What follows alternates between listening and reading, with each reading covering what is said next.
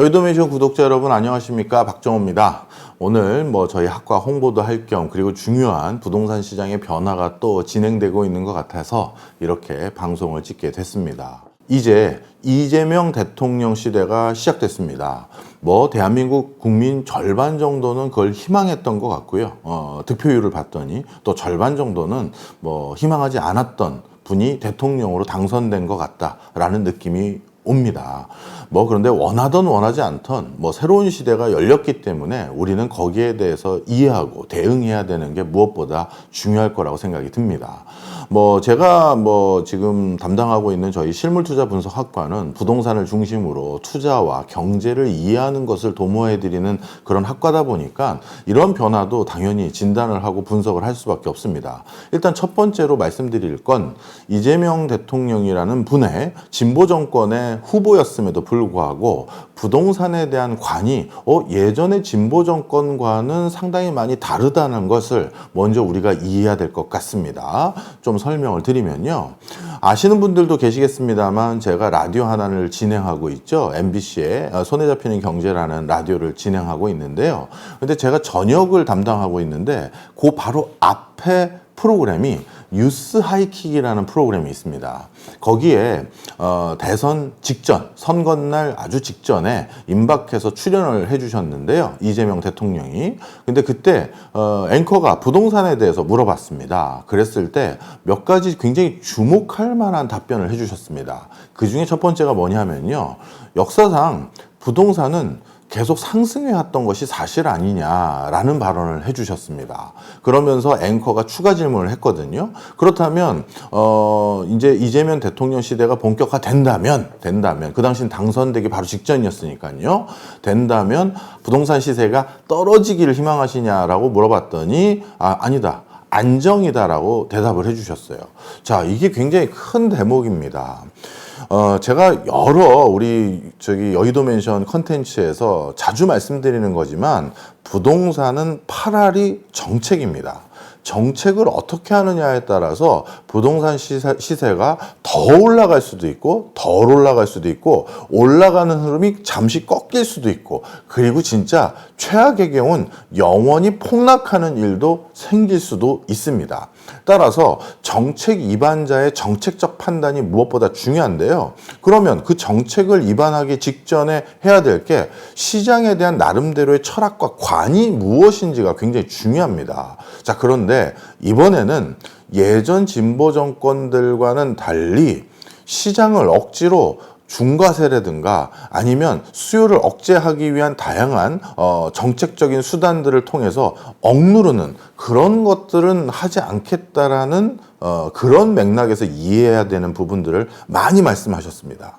그리고 실제 유세 현장에서도요, 세금을 가지고 더 이상 부동산을 눌러봤자 눌러지지도 않고 이상한 풍선 효과만 더 생긴다라는 말씀을 여기저기서 하신 바가 있습니다. 자, 그렇다는 건 이번에 진보 정권에 있어서 부동산에 대한 그 결은 이전의 진보 정권들과 달라질 수밖에 없다라는 것을 우리가 하나 기억을 해야 될 것 같습니다. 그 다음에 이런 정책적 의지를 가지고 있는 분들의 입장도 우리가 좀 더 모니터하고 대응해야 될 중요한 요소이긴 하지만요. 그거보다 더 중요한 요소들이 있습니다. 지금 부동산을 두고 그 주변에서 전개되고 있는 시장 상황들을 우리가 좀 살펴볼 필요가 있습니다. 먼저 첫 번째로 한국은행의 기준금리 추세입니다. 이제까지 버텨왔던 한국은행도 이제 경제 성장률이 0%대까지 떨어지면서 더 이상 기준금리 인하를 안 할 수가 없는 상황으로 바뀌어버렸어요. 그동안 기준금리 인하를 주저해왔던 요인이었던 환율도 이제 안정됐고 물가 상승률도 잡혔습니다. 그러다 보니 이제 경기를 부양하기 위해서 기준금리를 적극적으로 인하할 수밖에 없는 상황이 돼버렸습니다. 자, 그래서 올해만 해도 2차례 이상 3차례 가까이 기준금리가 낮아질 것으로 보여지는데요. 당연히 기준금리 추세는 부동산의 전반적인 시장 흐름에 지대한 영향을 줄 수밖에 없는 요소입니다. 그것이 본격적으로 기준금리 인하로 그 방향이 선회했다라는 것은 부동산의 상승 우려를 또 낮게 만들고 있다. 이렇게 이해하시면 될 것 같습니다. 그 다음 또 두 번째입니다. 항상 진보 정권들은 하나의 오명을 가지고 있는 게 있죠. 진보 정권이 들어서면 부동산 가격이 폭등했다. 통계적으로는 맞는 얘기입니다. 사실 통계적으로는 그 시기에 부동산이 오른 건 분명한 사실이죠. 물론 그 원인이 진보 정권 때문이냐라고 했었을 땐 여기에 대해서는 여러 가지 해석들이 있을 수 있습니다. 정책이라는 건 나름의 시차가 있을 수밖에 없어요. 따라서 진보 정권이 들어서기 전에 그 전에 보수 정권에서 부동산을 한껏 부양하는 그런 정책들을 입안했고 그런 부양 효과가 실질적으로 통계에 반영되고 시세에 반영되게 된 시점이 시차를 두고 진보 정권 때 들어선 거 아니냐 이렇게 해석해도 뭐 아주 무리 있는 해석이 아닌 대목도 같이 공존하는 게 사실입니다. 자, 그래서 이게 누구 잘했다 누구 잘못했다 이 과거를 얘기하려는 게 아니라요. 다시 지금 시점을 또 말씀드리려고 합니다. 그런데 과거의 데이터를 살펴봤었을 때 주목해야 될 게 하나 있습니다. 진보 정권이 부동산 가격 상승에서 완벽하게 자유롭지 못했던 것들 중에 딱 하나는 재정 투여에 적극적이었던 정권들이 많았다는 점입니다. 우리 상식적으로 돈이 많이 풀리면 돈의 가치는 떨어지고 상대적으로 실물 가치는 오르게 되는 게 당연한 이치입니다. 그 대표적인 실물이 바로 부동산이죠. 그리고 돈을 많이 풀었을 때 실물 가치가 올라갔다라는 사실을 이번에 우리가 또 한 번 확인할 기회가 있었죠. 바로 코로나19 기간 동안입니다. 코로나19 기간 동안 주식시장만 폭등한 것이 아니라 전 세계적으로 부동산 시장도 급상승했습니다. 이런 것들이 시장에 유동성이 공급되면 재정 투여가 이루어지면 그것으로 인해서 부동산 가격은 오를 수밖에 없다라는 걸 또 한 번 보여준 겁니다. 자, 그럼 다시 돌아와서 이전에 있었던 많은 진보 정권에서 재정 투여에 적극적이었고 그걸 통해서 복지를 한다든가 아니면 사회적인 소외계층 이걸 적극적으로 지원하기 위한 여러 지출들을 해왔는데요. 그것이 아무 대가가 없었던 것은 아니라는 걸 우리가 알 수가 있죠. 바로 부동산을 중심으로 한 실물 자산의 가격을 인상시킬 수 있는 요인이 있다라는 점입니다. 자, 다시 돌아와서요.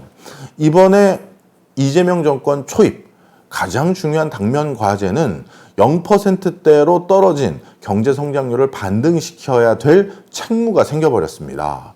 그러다 보니까 이재명 대통령은 이전에도 재정 투여를 적극적으로 활용하는 것들에 대해서 굉장히 선호하는 그런 리더십을 가지고 계신 분이었는데요. 그래서 이번에도 20조 이상의 추경을 먼저 편성해서 재정을 즉각적으로 투여해서 경기를 부양하겠다라는 강력한 의지를 표방하고 계십니다. 자, 그렇다면 이 20조 원으로 해결이 안 되면 당연히 추가적인 또 재정 지원이 들어가겠죠. 그러면 그것으로 인해서 우리가 급한 불도 끌 수 있고 소상공인 어려워진 사람도 도와줄 수도 있고 경제 성장률 수치도 올라갈 수 있을 겁니다. 그렇게 하려고 이걸 투여하는 거잖아요. 그런데 그것으로 인해서 우리가 또 경계해야 될 건 바로 부동산에 대한 또 한 번의 상승 기저가 생길 수도 있다는 점도 우리가 절대 간과해서는 안 됩니다. 자, 그러면 정리를 한번 해보죠. 이제 부동산에 대해서 정책적으로 인위적으로 옥죄려는 그런 행위들 하지 않겠다라고 선언한 정책적 판단도 말씀을 해주셨고요.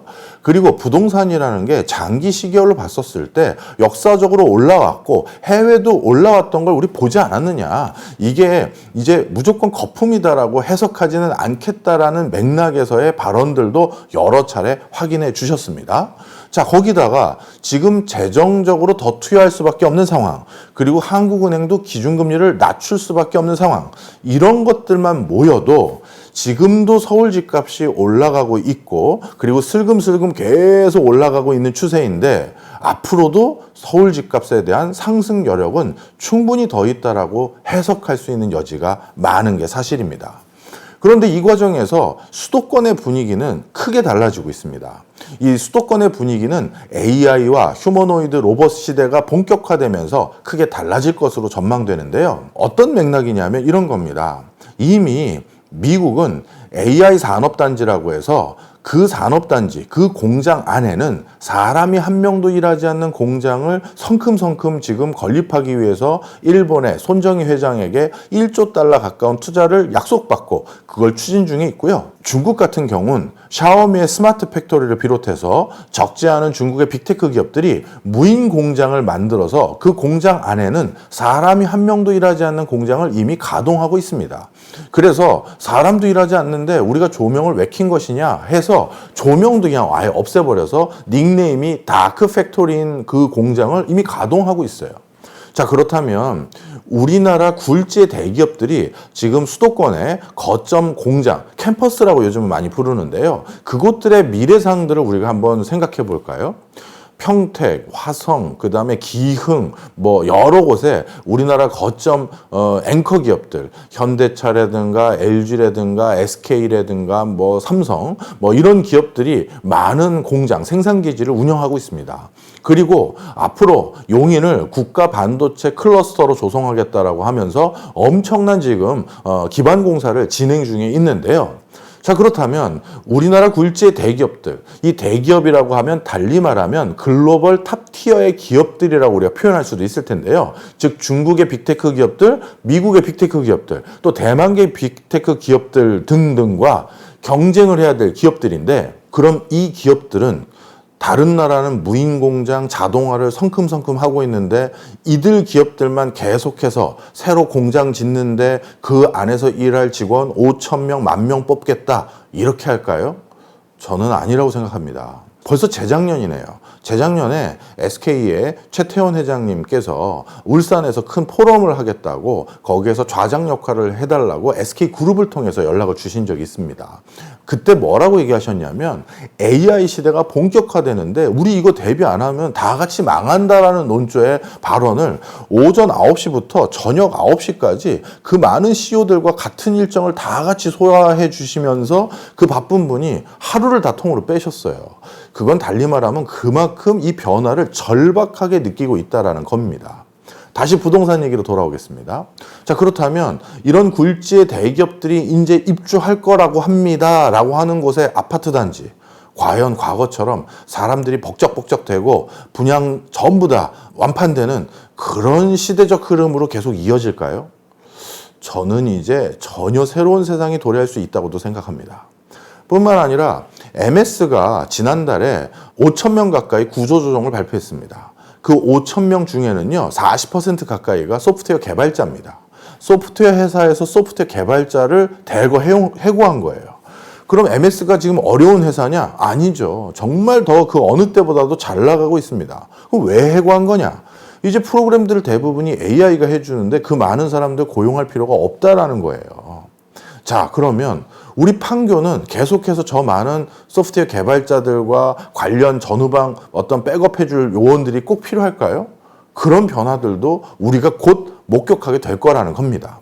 그러면 이런 변화는 수도권 지역의 아파트 시세뿐만 아니라 분양률에도 아주 커다란 변화를 야기할 수밖에 없는 상황이 되는 겁니다.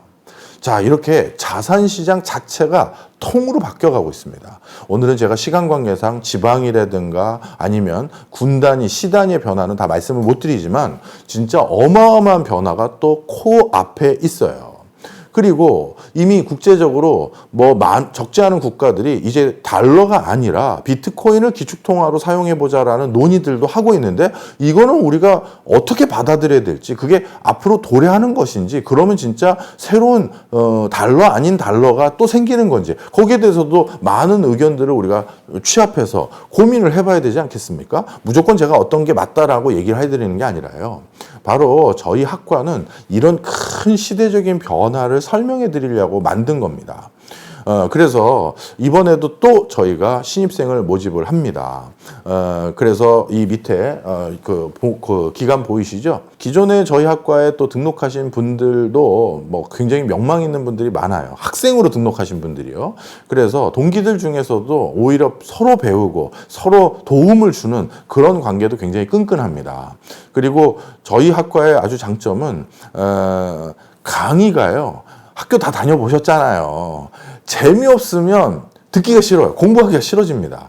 제가 일부러 저희 학과 교수님들로 모신 분들 중에는 강의력이라든가 대중적인 어떤 전달력이 이미 검증된 분들, 그래서 심지어 유튜버로서도 활동을 많이 하는 뭐 10년 이상 베스트 애널리스트 출신으로 활동해서 업계에서는 이미 고수라고 인정받고 있었던 최상욱 교수님, 뭐 이광수 교수님 같은 분도 모셨고요. 그리고 우리나라 부동산 디벨로퍼 1세대가 한문도 교수님입니다. 그런 분들에게 그동안 어떤 형태로 국토가 진화 발전해왔는지 들어볼 수 있는 기회도 드리고 있고요. 그 다음에 투미부동산의 재건축 재개발, 우리나라에서 또 재건축 재개발을 대를 거쳐서 계속해서 해오고 있는 부동산 명가가 되고 있는 그런 우리 김재경 교수님 도시 정비론 수업을 저희 학과에서 개설해서 진행을 해주고 계십니다. 그리고 중앙대 컴퓨터공학과 교수님인 김상윤 교수님께 제가 특별히 부탁을 드렸어요. 재직하고 있는 학교는 다른 곳에 있지만 저희는 야간대학원이고 직장인들을 위한 곳이니 비트코인뿐만 아니라 기술 트렌드 전반에 AI를 비롯해서 메타버스나 이런 것들이 또 코인에는 어떤 영향을 미치고 또 산업 전반과 주식시장에는 또 어떤 영향을 미칠 수도 있는지 그런 것도 좀 설명해 달라고 부탁을 드려서 또 이렇게 외부에 있는 교수들도 저희가 모셔오기도 했습니다. 자, 그래서 강의가 재미없는 거는 절대 제가 용납을 안 하겠다. 그리고 강의가 우리가 엄청난 학자를 양성하는 학과가 아니라요. 직장인들이 자기가 이 지식을 배워서 다시 자기 분야에 활용하거나 아니면 개인적인 재테크라든가 인생 이모작에 활용하려는 분들을 많이 배려하기 위한 학과거든요. 그래서 어떻게든 조금 뭐랄까요? 직접적으로 도움될 수 있는 부분들을 제공해 줄 수 있는 분들을 많이 모셨고요. 그렇지만 아주 좀 더 정교하게 제가 가치를 분석하고 시세를 파악하고 내가 얼마까지 지불하는 게 적정한지를 또 확인하고 싶습니다. 그런 것도 알려주시나요? 라고 했었을 때 현직 간평사로서 가장 많은 간평 경력을 가지고 있는 분들 그리고 최근 가장 트렌디한 간평을 하고 있는 분들도 교수진으로 모셨고요. 이런 다양한 분들을 제가 섞었습니다. 그래서 아주 정교한 투자 방법론을 배우기도 하고 필드에서 계속해서 투자를 해왔던 사람들의 식견 그리고 필드에서 이런 얘기할 땐 이건 이런 맥락에서 이해하셔야 돼요. 이런 이면의 내용들도 이해할 수 있는 부분 그리고 저와 다른 견해로 시장을 바라보는 분들 어떻게 보면 저만 무조건 옳다라고 얘기하면 이건 진짜 투자할 때 큰 낭패를 보기 십상이잖아요. 그래서 부동산이라든가 또 실물 부분에서 저와는 전혀 다른 방식으로 시장을 전망하시는 분도 일부러 저희 학과에는 많이 섞어뒀습니다. 다 들어보셔야 되잖아요. 그죠? 그리고 이런 것들을 수업에서만 하는 게 아니라 저희가 또 이 술을 좋아하는 사람들이 많아서 가끔입니다. 매번은 아닙니다. 한 달에 한 번 또는 두 달에 한 번씩 다 같이 회식하면서 못다한 얘기들, 수업 때 못했던 얘기들, 또 개인적으로 질문하고 싶은 것들 그런 것들도 다 같이 앉아서 이렇게 나눌 때도 있고 그럽니다. 그래서 뭐 많은 분들이 좀 관심 가져주셨으면 좋겠고요. 아직 늦지 않았습니다. 노후 이제 100세의 시대를 함께 대비할 수 있는 많은 분들 이번 학기에도 또 관심, 지원, 접수 많이 해주시길 바랍니다.